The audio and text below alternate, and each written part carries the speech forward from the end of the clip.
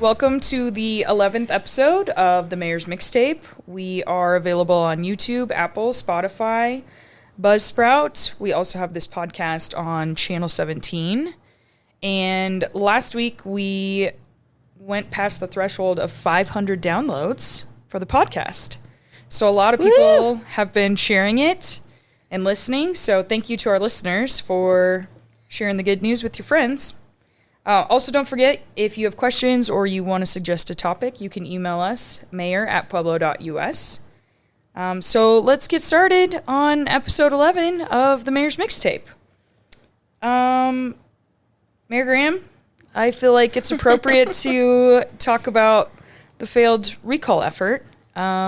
Yesterday was the day for the petitioners to submit how many signatures they had, and we found out that they did not have enough signatures. I know you posted about it on Facebook, but is there anything else that you wanted to add? No, I think when they came to submit yesterday, I obviously went down to see what they had, and they had about 3,000 that weren't verified or looked over by the city. That's just the numbers. Initial count that were reported and notarized on their behalf. So probably a little bit less than half, if not less than than what they submitted.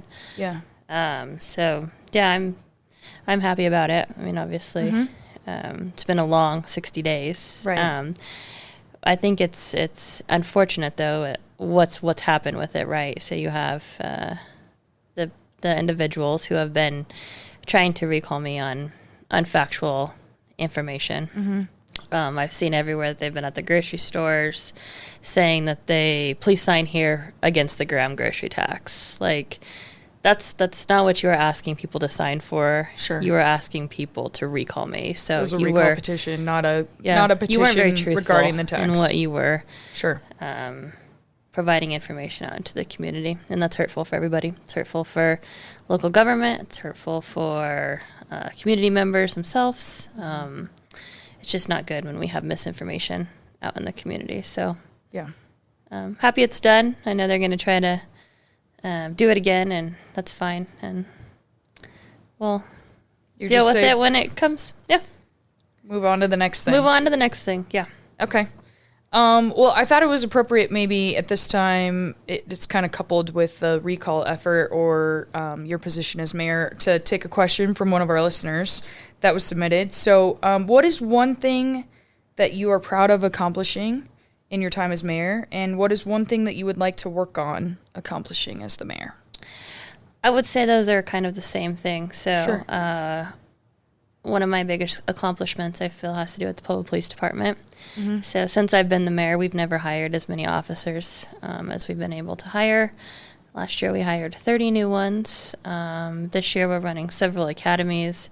The academies are small, but they're still getting lateral transfers and lots of new applications for people wanting to be public police officers. But as we know, crime is #1 topic in our community. Right. So we obviously need more boots on the ground. So although it's an accomplishment to be able to hire more police officers, as quickly as we hire them, we also have people who are retiring or moving on to different careers, especially what's been happening in Pueblo over the last 2 months. And you have 4 police officers shot. I'm sure it makes people think, is this the career path that I want to choose?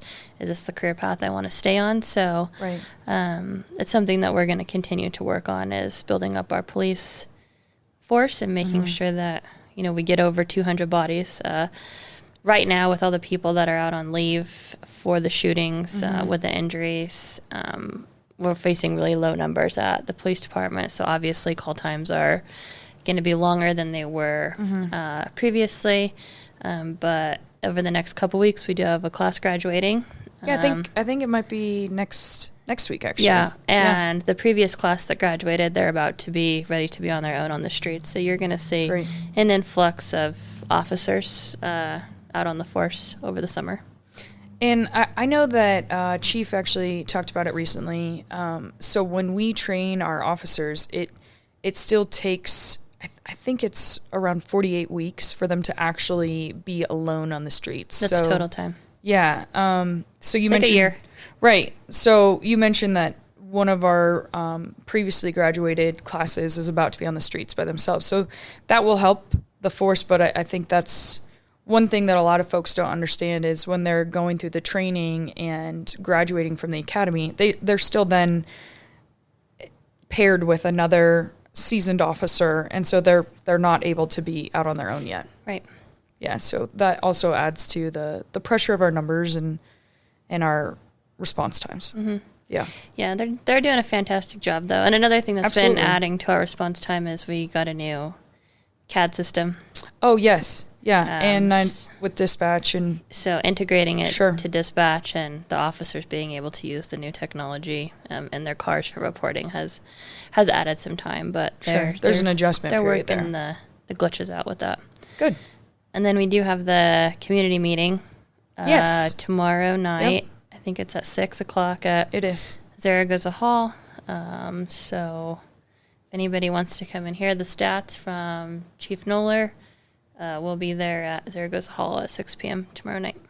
Great. It's quad 3, I think. It's community Which meeting. it's different than... The districts. It's in District 4, but it's quad 3 Yeah. because of the way that they patrol. Yep. So I know sometimes that's confusing to the public. I Yep. know for me, I've asked a lot of questions to the chief of, okay, we're meeting in District 4, but you said quad 3, and it's because of the way they separate the city. Yep.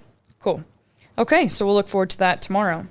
Another thing, obviously, yesterday was Election Day. Big day for the city with ballot measure 2A. And in the first round of the results, we had a little over 17,000 votes. And then by the end of the night, the tallied number was 20,562 votes. And that's still technically unofficial results. Yeah. But it was pretty emphatically defeated, with just over 4,500 votes for yes and just over 16,000 votes for no. Yeah.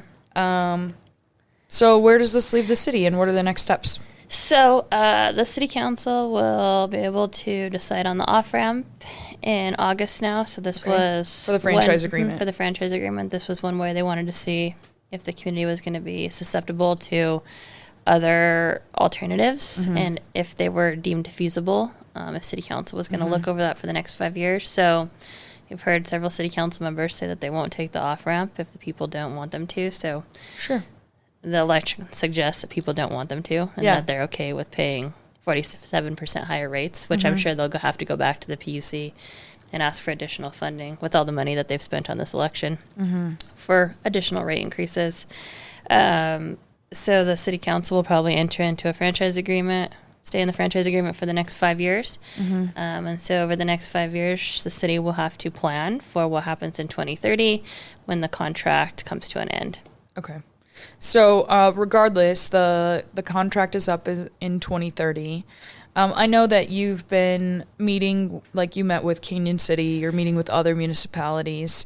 Are you going to continue that effort? Yeah, I think that we'll meet with all of them, anybody that Black Hills services, and try to start putting a plan together, a pathway for the next 5 years. Okay.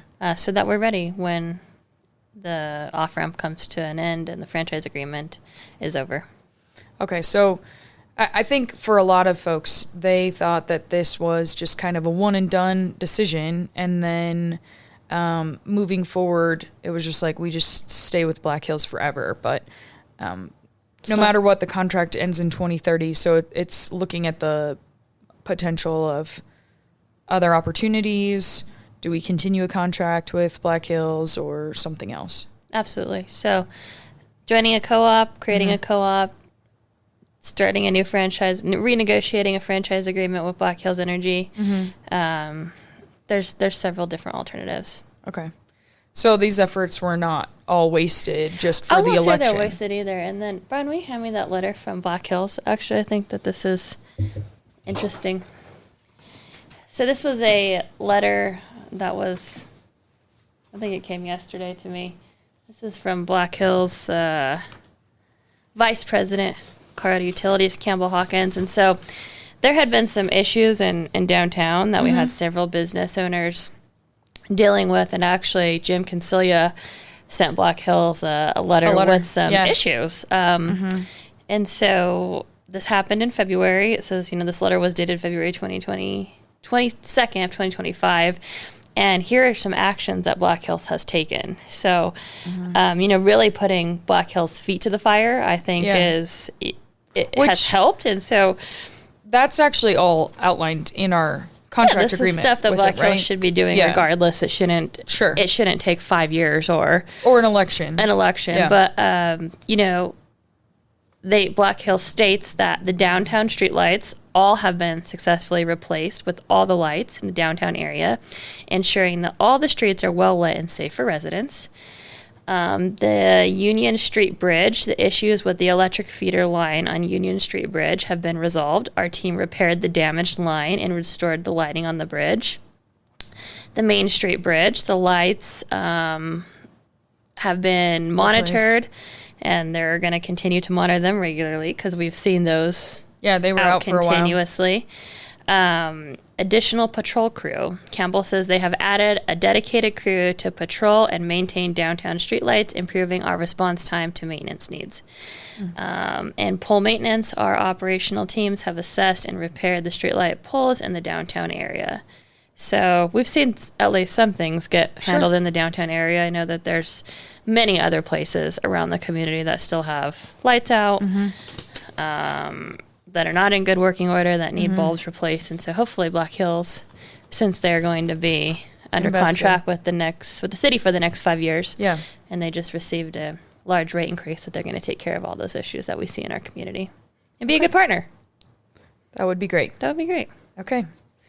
Also, last week you went to Castle Rock. You had another meeting regarding economic development. I know you and Chief of Staff McCain went up there, and this was after your trip to Grand Junction. So it kind of seems like economic development is really at the forefront of a priority for you. Can you talk a little bit about the meeting last week and what came of it? Yeah, sure. So this is our second meeting with them, with Castle Rock. So we went out to tour some of the new businesses, some of the facilities that they're bringing in, their downtown district, their URA, which is similar to what we have for Pura district, and really seeing how they've been able to revitalize their community, their downtown area, the businesses that they've been able to bring there, their hospital, their community college.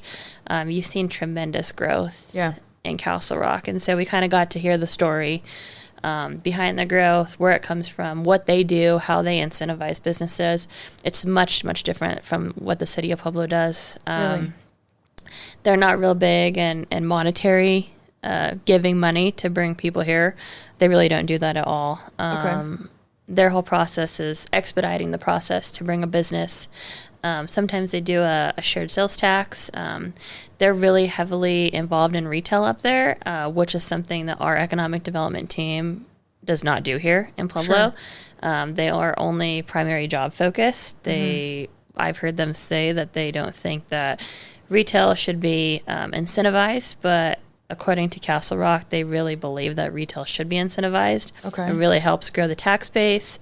It provides jobs, whether they're primary or not. Some of the jobs in the facilities are primary, but it's a huge attraction to their community. And it was surprising. They're very picky and choosy on what businesses they even let come into their community, because they have such a high flux of people wanting to bring businesses to their community. They can be picky and say, I don't think so, we don't want this you, isn't the right fit, this is a great partnership. And so we got to meet with their mayor, their city manager, their economic development team, which is a small group of 3 people, and kind of walk around their area and see what they've been able to do. So it's really eye-opening. It's something that the city should really look at doing. We don't need to reinvent the wheel. We can just look at what other communities are doing and how they're successful. And that's something that I'm really going to push for PEDCO and for the city council to look at and to address. That's great. I think also you just look at the model of Castle Rock, because Douglas County was the fastest growing county in the state for a number of years, and they actually might still be. But it's great to see how they got there, or what levers they were using to incentivize folks. So thanks for the update. Yeah, it's exciting. Great. Speaking of updates, we have a couple upcoming events. Friday, you're hosting a cleanup with your Mayor's Youth Council, which is students from across District 60. I know you had talked to them about maybe putting together a project, and this is something that they came up with. So we'll be out at City Park on Friday from 9 to noon, and everyone's welcome to volunteer. We'll have trash bags, gloves, grabbers, anything you could need for trash pickup. And we're meeting at City Park Pool parking lot. I think some of the students are really interested in cleaning up around the trail, fence line, kind of some high traffic areas that they go to often. So that's a great opportunity. Yeah. Also this weekend, we have our last legislative breakfast with the Greater Chamber. That's Saturday morning at 8 a.m. over at the Convention Center. Anything in particular that you're looking forward to or expecting from the breakfast? This will be our third one. So our first breakfast, it was a good turnout from our representatives. The last one, only 2 of the representatives showed up, and they represent a small minority of Pueblo. So I hope that our other legislators show up to this breakfast so that they can continue to hear the concerns of the community. We're still waiting on House Bill 1147 to see if the governor is going to sign it and what it's going to do to our municipal court. Yeah, and I think Chief of Staff McCain was saying that today's the last day for 11:59 p.m. It ends today. Okay. Finally. Feels like we've just been talking about it forever, but it's been a long, kind of grueling session. Okay, so it comes to an end today. Anything else that we want to look forward to? I know you mentioned tomorrow we have the community meeting with police, and then we also have a police graduation next week. Feels like I know it's only the beginning of May, but there's a lot on the horizon. Yeah. There's a lot on the calendar. I was looking at things yesterday. I do know our Team Up to Cleanup event is coming at the end of the month. That's our free dump day for everybody. May 31st. May 31st. We'll have a location at the fair, and then one out at CSU Pueblo, and then we'll also do our green waste at Recycle Works for trees or yard waste that people want to bring in. They don't have to wait in line at the 2 dump sites. So that's great. That's really good. It's always a really filling event. Yeah, we see all kinds of stuff. Yeah, lots of people like coming and have lots of things to get rid of. So it'll start at 8 a.m. Yeah, 8 to 3. 8 to 3. Yeah. And the other thing that's great is we've been doing this this is our 4th year.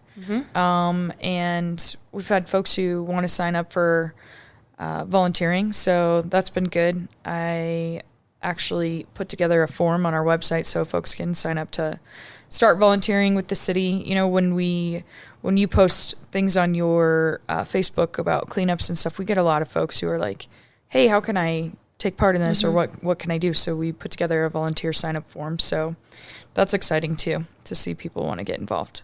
Yeah. So that's at the end of the month, but there's a lot of things coming up. Okay, anything else you want to add, Mayor? I think that's it for today. Okay, that sounds great. Don't forget, you can email us, mayor@pueblo.us, if you have questions or topic suggestions. You can follow us on YouTube, Apple, Spotify, Buzzsprout. If you're not a podcast person, you can watch us on Channel 17 with a local Comcast. And tell your friends, keep up the downloads, and share it. Thank you.